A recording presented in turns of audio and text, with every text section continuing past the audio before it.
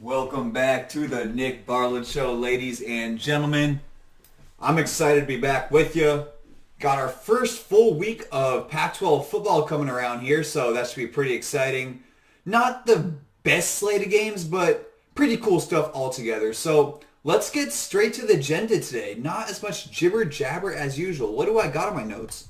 My notes are actually up and ready. Okay, wow. Wow, I'm prepared. I'm prepared this week, guys.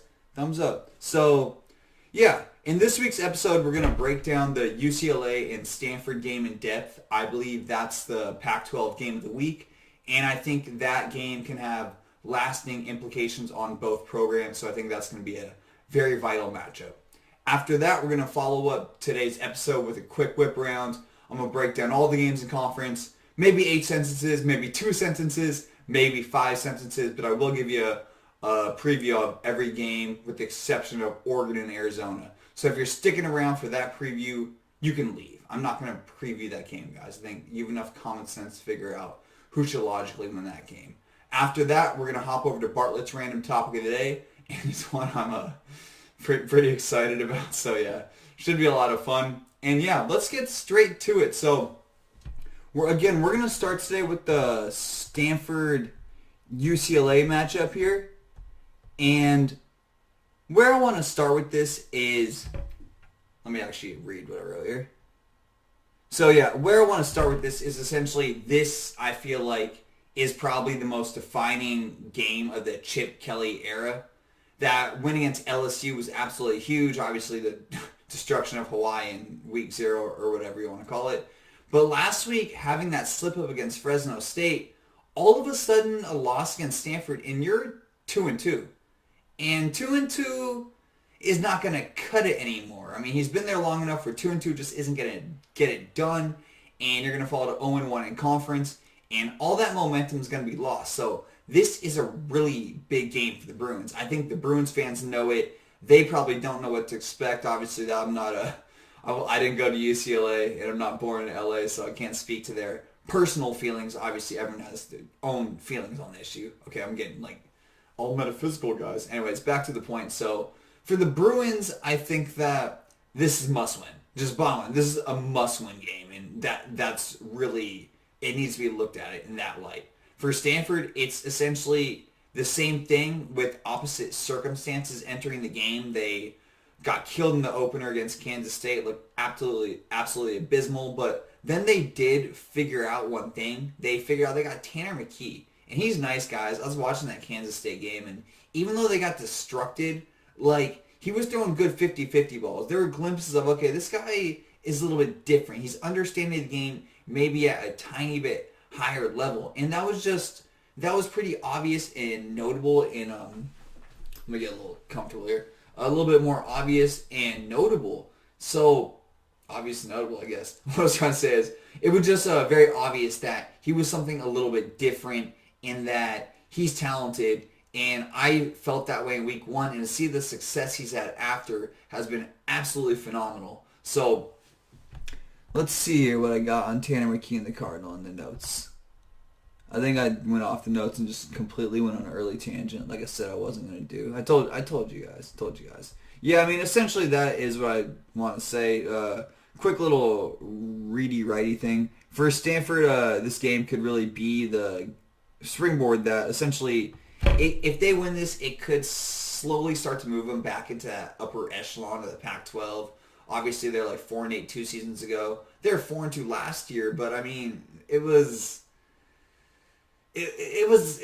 pretty. It was 4-2, but it didn't really feel like 4-2. They won a game against Cal on a blocked extra point or something like that. UCLA was triple overtime or something along those lines. So yeah, I mean, it just wasn't the nicest 4-2, and I thought they looked a lot worse personally. And yeah, I mean, in terms of this game, this is really what I wanted to say. I had to make sure I looked on this one. So, but what I really want to say is that it's going to come down to the battle of the quarterbacks. For UCLA, obviously Dorian Thompson-Robinson, and for Stanford, as I just aforementioned, it's going to be Tanner McKee.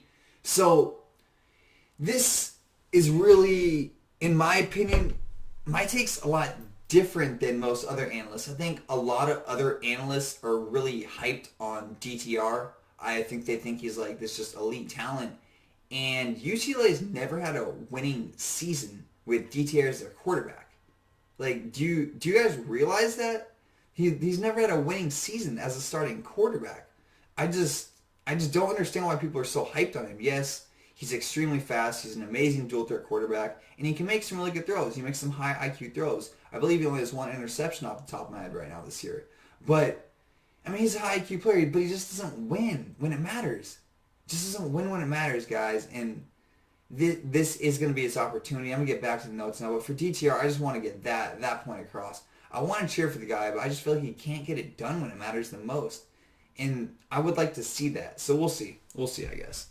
So yeah, essentially had my little spiel on DTR. And I did want to say, for UCLA, it's not like they have no one around them. I mean, this is still SoCal, the SoCal market, so the recruits are there. And if you just look at this team, they don't have a proven deep threat, which I really do think would help the Bruins. But they do have Kyle Phillips, Greg Dulcich, Britton Brown, and Zach Charbonnet. So you got a full spectrum of very talented skill position players. That's enough to stretch most defenses in the Pac-12. Like, come on, it's not nothing. It's not nothing. So he does have some options there. And I do want to say that his stats are, besides from my personal feelings on the issue, DTR is killing it statistically, and I think that's very notable to point out. I think that's, I'm going to read these stats, but he's killing it statistically. I want to make that clear. So, early season stat line, throwing for 668 yards, 7 touchdowns, and 1 interception. Only has 88 yards on the ground this year, which is kind of surprising. And the UCLA offense is pretty good. They're 27th in the nation, actually really good, averaging 39.7 points per game. So, I mean, this offense is doing big things. But bottom line, DTR is a senior. And he's not getting judged by stats anymore. He's getting judged by wins. Same thing with Chip Kelly now. There's no moral victories. It's about winning now. And so to really just, for UCLA, they just got to find a way to win this game at all costs. At all costs. They cannot fall back into that losing spectrum. For the sake of not repeating myself, let me make sure I throw out the rest of the stats I wrote down. For DTR, my one main problem, if you've been rocking with me since the beginning of the podcast day, blah, blah, blah, you know that he's really lacked, in my eyes, the ability to have a high completion percentage. I believe it's at 55% right now this year. I just looked at the stat. That's why I believe that. So, I mean, if he can't move the ball on a consistent basis, he can't get first downs. This is going to really hurt the Chip Kelly pro-ish style offense, whatever you want to call it, the rushing attack kind of base offense. And if he can't move the chains, again, these big plays are cool. These explosive plays are phenomenal. They're fantastic to watch. But if he can't move those chains on a consistent basis, they're in a lot of trouble. And that 55% completion rate indicates that he's going to struggle to do that. Because a missed throw here or there in a big-time Pac-12 game is going to cost you. And it may cost the Bruins this week. So that's what I did want to say on UCLA. Wow, I kind of stuck to my notes there. So for Cardinal, already touched on what they learned and the Tanner McKee thing. They got the quarterback of the future. And if you haven't been following them, like I've mentioned, they got blown out in the opener against Kansas State. 9 a.m. game. I don't know why I threw that one out there. Fun fact of the day, guys. Fun fact of the day, guys. But on top of that, so they bounced back against USC with that. Really just destroyed the Trojans, which is pretty cool to see. And then last week they beat Vandy down in Nashville. So, I mean, Vandy's obviously a pretty bad SEC program, but it is still an SEC game on the road, to be fair. So, entering this matchup, 2-1. Let's get to the notes. Yeah, so for Tanner McKee, the reason I've been so high on him, ever since he's taken over at helm at quarterback, the Cardinal offense has averaged 41.5 points per game, which they only scored 7 points in the opener, to give you a kind of vast spectrum of difference there with him getting the full-time start, not just the halftime reps when he's splitting it with Jack West in the opener there. So, yeah, I mean, that just 41.5 points per game, that's a big deal. Obviously, UCLA is up there too. What was it, 39? It was in the 39. So, should be a fun, high-scoring game, which is kind of surprising when you think of a David Shaw thing, but maybe not as surprising when you think of Tafika Pritchard and his more pass-oriented offense for the Cardinal. So, I mean, that's something I think they may not be as rush-oriented as they used to. I think that may kind of get lost in translation here a little bit. Also, another statistic I want to throw out for Tanner McKee, y'all will like this if you know me. Essentially, 71.4% completion rate through his first 3 games, which gives these extra touches to the skill position players. And that's big for a guy who really hasn't had any action. 71.4% completion rate, that's big time. And again, he played 3 Power 5 teams actually. So, I mean, that's pretty darn impressive. And bottom line, so I think I was a little just frantic getting into the rhythm of the show there off the top. Essentially, I just want to say this is a defining game for both programs. UCLA does not want to slip back to 2-2, 0-1 in the conference. Stanford 4-8 2 years ago, and again, ugly 4-2 last year. So this is a huge game for both programs. That is what I was just trying to say at the top. I had to go on a tangent and lose my train of thought. That simple. Huge game for both programs, for both coaches. Probably a little bit more so for Chip Kelly. Talent-wise, I think that UCLA has a slight edge on offense and probably the edge on defense, but I can't pick DTR to win the big game, guys. I just can't do it. I cannot pick DTR to win the big game. So I'm going to go with Stanford and Tanner McKee looking like a phenomenal young quarterback here. And I think he's going to take the Cardinal to a very impressive victory and 2-0 in the conference and 3-0 as the starting quarterback. So I'm picking the Cardinal here in my Pac-12 game of the week. Coming up next on the agenda, how long did I talk for? 12 minutes. Wow. I didn't even know I was talking for that long, guys. Alrighty then. What do we got next here? So we got the whip round coming up here, and obviously only going to be breaking down, I think we got 4 other games here on the agenda. Again, do you really want me to waste your time with Oregon and Arizona?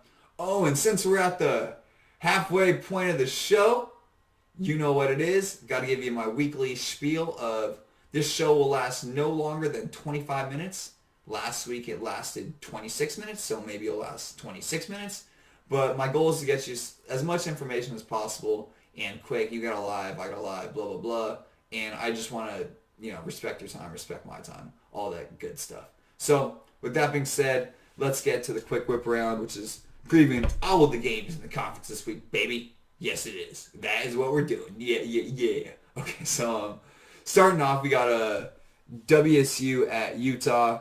The Utes enter this matchup losing 2 games, and one thing that I think is really cool to talk about is that Charlie Brewer left the program. I actually think this may be a bigger move than Clay Helton leaving.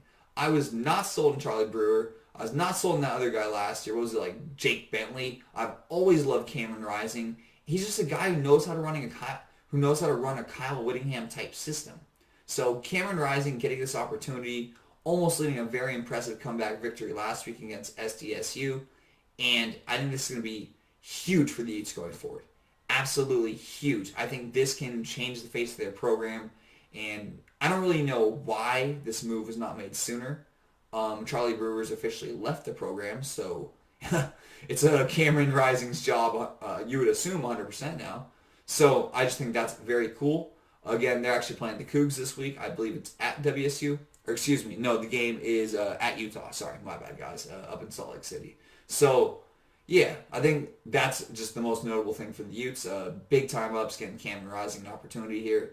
And then for the Cougs, the Jaden DeLora injury just adds a lot of uncertainty to a team who really doesn't seem to have a clear identity yet. Nick Rolovich just seems like he's walked himself into a very sticky situation in a number of regards here. Let's not get into all that today. So the Cougs, just too much uncertainty all across the board. They do have some talent in Max Borghi, a couple of very talented receivers, but just not enough to beat the Utes. I'm thinking the Utes win at home by 7 to 10 points. And I really think that Cameron Rising move is huge. Again, I think that's bigger than Clay Helton getting fired possibly. Not market size, but just in probably financially, definitely not financially, obviously, with the LA market, but just for a team like Utah and impacting a particular program. I think that Utah now is a legitimate chance to win the South, whereas before I felt like they were a team who'd struggle, maybe that, not struggle, but struggle for Utah beat that 6-5, 7-4 mark. So Cameron Rising going to change the face of the program. 2, UCLA Stanford. I talked about them. Don't care. That's why there's only 4 games left. 3, Cal at Washington. So if Stanford and UCLA is our Pac-12 game of the week, Cal at Washington is like that. It's like that. The lesser version of that. Because for Cal, I'm guessing this is what I've written in my notes. I feel comfortable cheating off my notes this time and staying on topic. For Cal, though, I think that they need to win. They lost to someone really bad, and they lost to someone else, and they really need to win to save their season. And for UW, it's the exact same thing. I mean, they beat Arkansas State, but they lost to Michigan, and obviously that opening week terrible loss to Montana, or opening game, excuse me. So, for the Huskies and Cal, essentially, one of these coaches got to win. See if I missed anything on my note. Essentially, for Justin Wilcox, he got a quick hitter line. Essentially, if he does not win, I'll just read the sentence.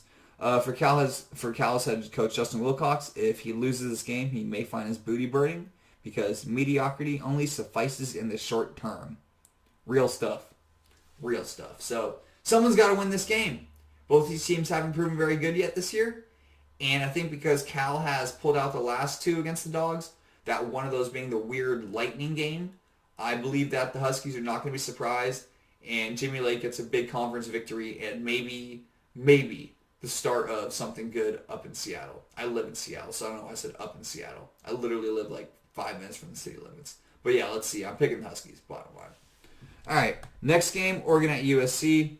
I just want to talk about Drake London here because he's really good, he's really cool, and he's going to the NFL. And Drake London's tight, dog. That's the man, dude. He's so cool. Yeah, essentially, the Trojans figured it out last week. Just throw the ball to Drake London every time. And particularly against a team like Oregon State or a team like WSU or a team who struggles to recruit like Arizona, they're not going to have a guy who can guard him. So just throw him the ball. If they're playing man-to-man, throw him the ball every freaking time. It doesn't matter. This is college football. This is not the NFL. The matchups aren't going to get that in-depth unless you're playing like an Ohio State or someone who has talent who can actually match him across the board. So just throw him the ball. If Oregon State's playing man-to-man, ever. And USC has enough talent at the other positions, at the other wideout position, where they can still create plays and probably cause nightmare matchups for other Oregon State teams. I don't believe Oregon State had a defensive back in the top 3 players in the secondary, on the top 3 defensive teams. I forget that stat. That was going off the top of the head. Essentially, they are not going to have the defensive backs to beat and hold down USC. It's just not going to happen. Plain and simple. And I have one stat here that I did want to throw out. Prior to the Idaho matchup, because, dude, it's Idaho. Like, come on. Oregon State ranked 124th in the nation in passing yards, allowing 339.5 per game. So, again, Trojans receivers too good. Beavers secondary too bad besides for Jadon Grant. And USC wins in a blowout, and it's not even going to be close. So, that's all I got here, guys. This one's not going to be close. USC's too good. Next game we got Colorado ASU, and Brendan Lewis, you need to get better. Man, I don't want to hate on the kid. I'll just read the stats from the last game because anything I say about this kid is probably not going to be nice right now. So, essentially, against Minnesota, the real stats, guys, he completed 50% of his passes, threw for 55 yards, ran for -27, that's a negative, and finished with a QBR of 3.1. So that's their quarterback. Yeah. I don't want to beat up on the kid, so I'll let those stats stand for themselves. ASU obviously coming off that tough loss against BYU, so the Sun Devils are going to kill him. That's easy. Sun Devils are going to kill him. And just one kind of hypothetical situation I want to throw out for fun. You got to wonder now if Sam Neuer had stayed in Colorado, how that would have played out, because obviously Chance Nolan won the starting job for Oregon State, so just hypothetical, if Neuer had decided to stay in Boulder. But didn't happen, and Brendan Lewis is not going to beat anyone ever in history of his freshman year of life because I'm done. ASU wins by a lot. And Arizona, Oregon, stop, dude, stop. Just, like, come on. Oregon wins. How about that? I mean, yeah. So, what we got now is Bartlett's random topic of the day, and we're actually on a pretty good time trajectory here. 20 minutes. Got cut a little short last week. So, for this week's Bartlett's random topic of the day, I got a fun one. I promised a fun one. They're getting a little serious there.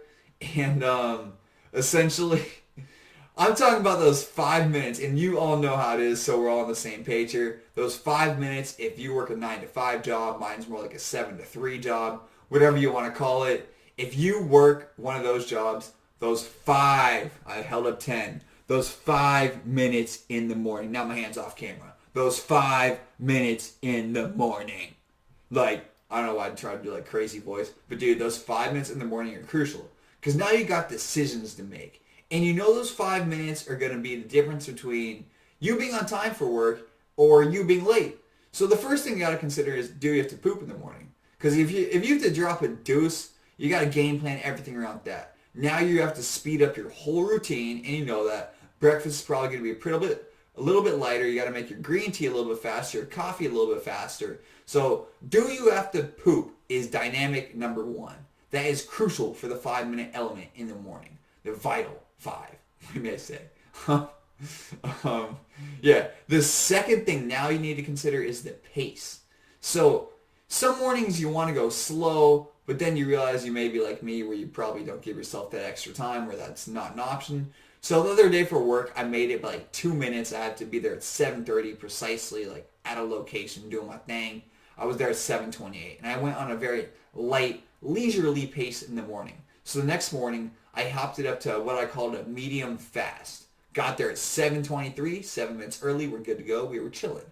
So it's all about pacing. Do you want to do the light brisk? Do you want to do the medium? Sometimes you got to do the fast. You got to make you mobbing, bro. Sometimes you do the slow. Those are the beautiful ones when you don't got to drop a deuce. Breakfast is quick. You're making moves, and you can actually chill in the morning. Oof. Those are probably far and few in between. Those are the beautiful ones. Those are the beautiful moments of life you gotta love. So let's talk about those 5 vital minutes, guys. You know how crucial they are too. Those 5 minutes in the morning, and once you get that set routine down, that's everything. Like, something can't go wrong. It just throws off everything, and you guys know exactly what I'm talking about. So for Bartlett's random topic of the day, breaking down the vital 5. The 5 minutes in the morning, the difference between being on time and or late. Alright guys, so concluding and summarizing today's episode, what do we do? On my note, I scrolled and said, "Did you poop?" ? Oh, maturity at its finest. Alright, so in all seriousness though, concluding and summarizing today's episode, I broke down the Stanford UCLA game in depth. I was really struggling to make it clear off the top that essentially this is a vital game for both programs. If Chip Kelly wants to stay in Westwood, I think this game may actually kind of be the determining factor. Obviously, it wouldn't be this alone, but this could be the first kind of block to fall in him really leaving LA. For David Shaw and the Cardinal, I don't think David Shaw would get fired with the loss here, but things would start to now, okay, like, this guy's lost a couple years in a row now, or not, you know what I'm saying. They haven't met their standards of Stanford football. Even though they may not have the biggest fan base, they've historically been pretty good, at least in the last 2 decades or so. They've had a couple nice runs here or there. So, vital game for both UCLA and Stanford. I picked the Cardinal because I like Tanner McKee at quarterback, and DTR's completion rate. I just don't see him being able to move the ball consistently enough on first downs to win in big-time matchups, especially in a big-time conference matchup where the Cardinals know they need to win as well. After that, I whipped around the conference where I think, off the top of my head, I picked Utah over WSU. Charlie Brewer left the program, so Cameron Rising going to be killing it for the Utes. After that, I believe I picked USC over Oregon State. Too much talent at the receiver position for the Beavers to handle. Picked Washington over Cal because I had to pick someone to win that game. And then for Oregon and Arizona, I didn't waste your time. And I believe I picked ASU over Colorado because Brendan Lewis really struggles at the quarterback position. Last week finished with a QBR of 3.1. and the Sun Devils are coming off a tough loss against BYU. That was clean, guys. I love when it goes that clean. Stumbling at the beginning, clean at the end. All right, guys, we are out. And, oh yeah, we did talk about, for Bartlett's random topic of the day, the vital 5 minutes in the morning. Maybe got too cocky about being clean there, guys. So, yeah, that's it. Thank you for tuning in as always. Pac-12 football is back, baby, in its entirety, in its totality, in its mesmerizing flash of ability, mobility, flash of being. Okay, now I'm just spewing random words, guys. I'm out. Seriously, thank you guys for tuning in as always. It's been a blast. It's been fun. And if you know me, you know my new tagline is now olive oil and hummus.